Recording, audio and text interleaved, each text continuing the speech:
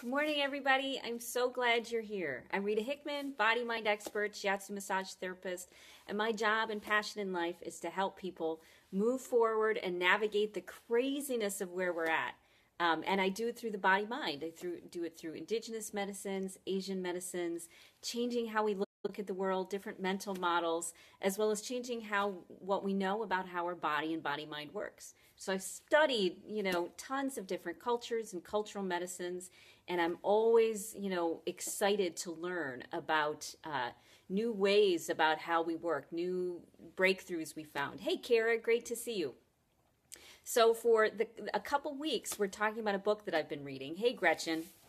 And the book is called Opportunity by Eben Pagan.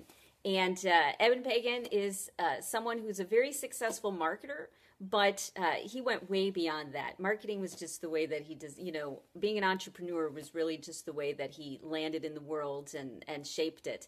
But the biggest focus of this book that I love is something called mental models. And mental models are ways that each of us individually looks at the world.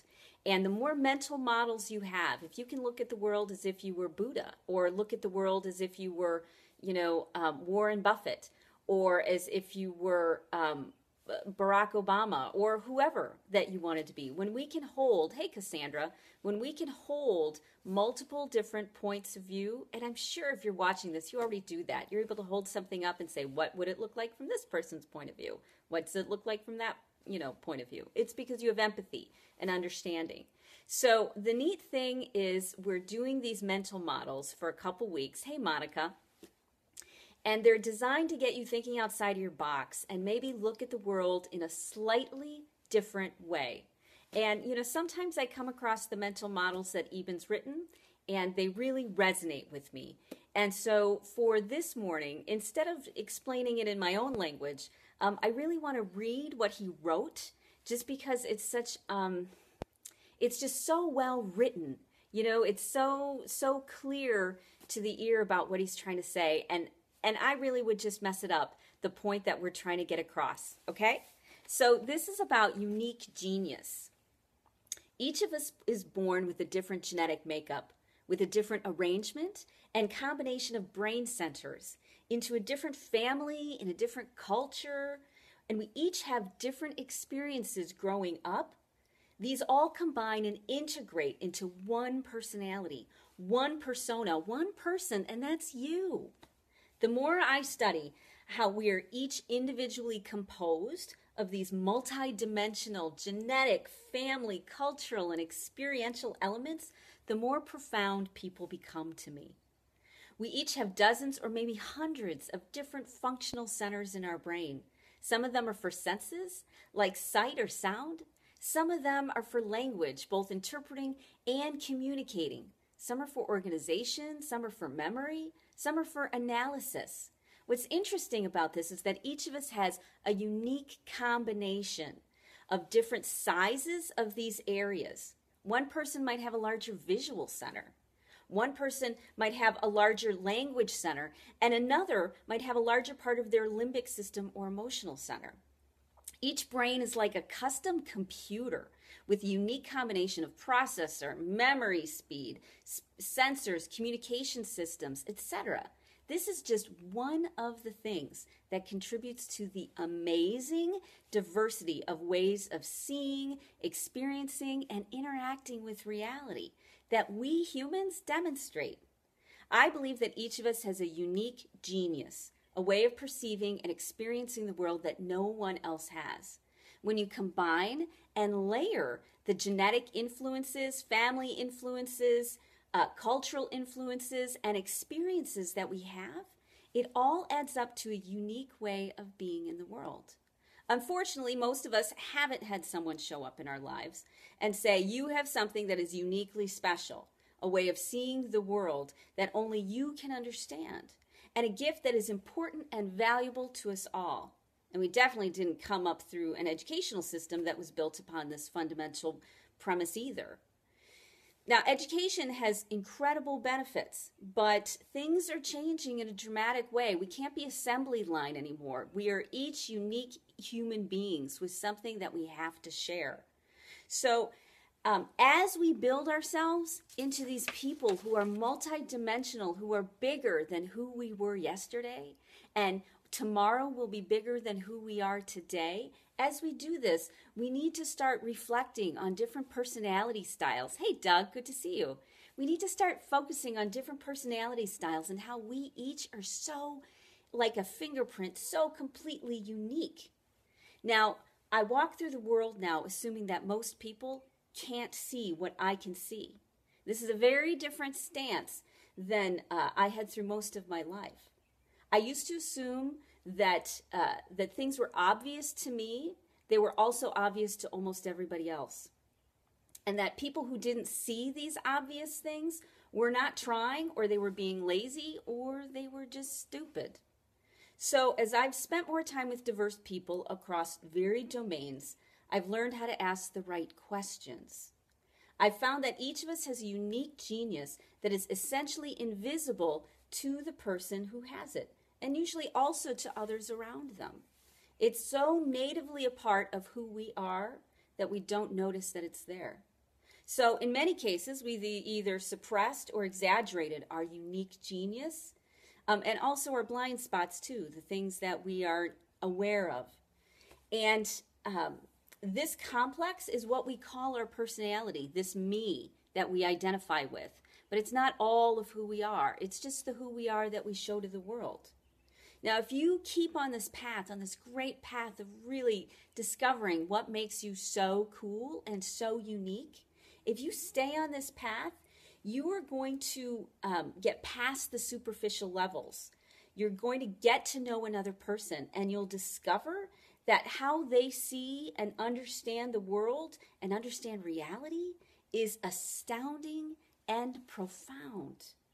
They might be an interpersonal genius who has a psychic way of reading social situations or doing or saying what somebody exactly now needs to hear. Or they may be logic and they can take complex situations and break it down into little component parts in their head. Or they might be a flavor genius where they can taste everything, or a physical genius and know how to build it at home from scratch, or a musical genius. Science is a good place to look for examples of this concept. In science, you have subdomains and specific areas that really are so fascinating.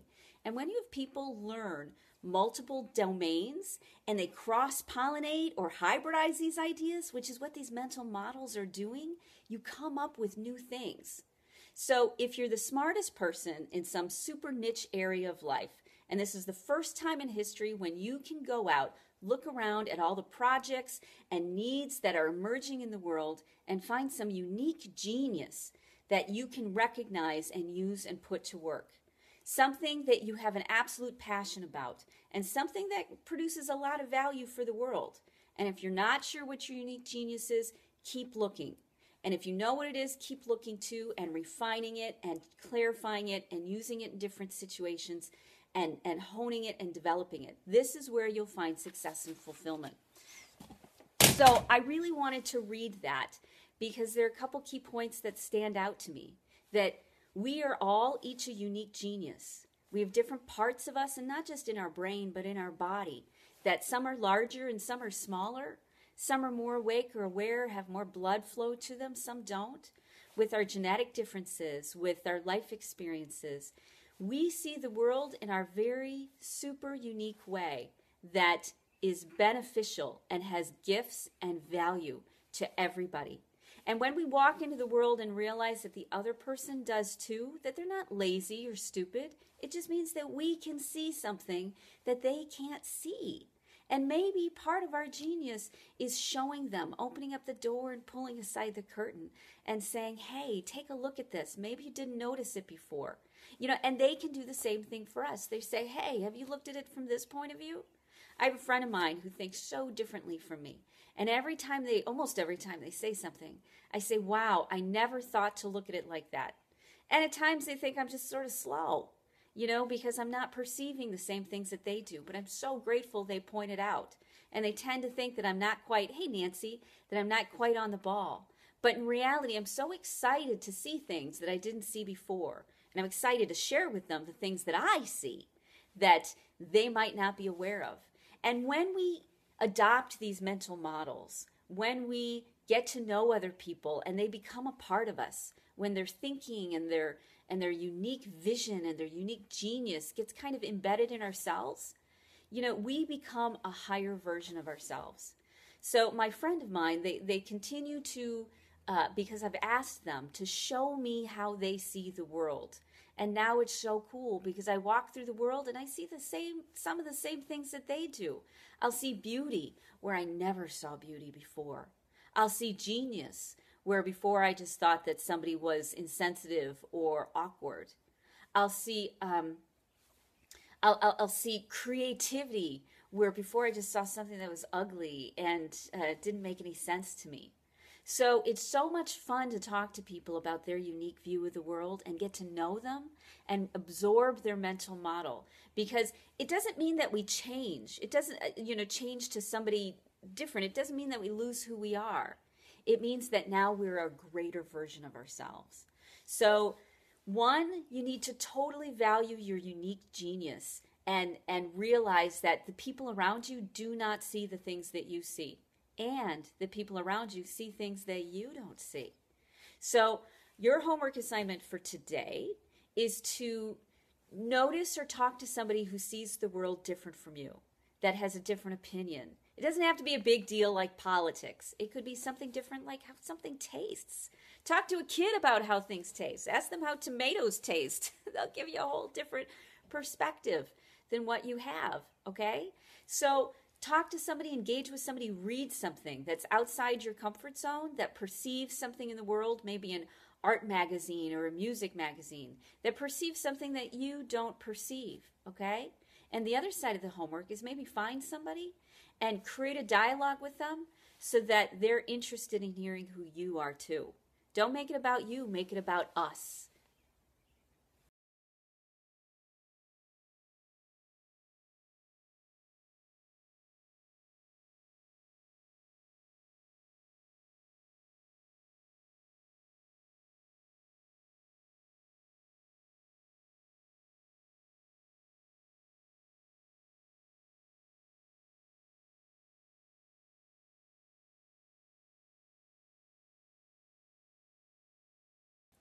There we go, I'm back. Hey, Sarah.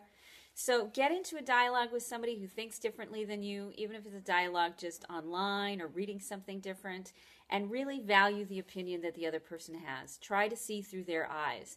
And if you're lucky enough to find somebody who's open-minded and relaxed, have a dialogue with them and try to look at the world, encourage them to look at the world through your eyes too, because you have something very uniquely beautiful and special, and it's important that you send it out into the world, okay? So that's your homework assignment for the day.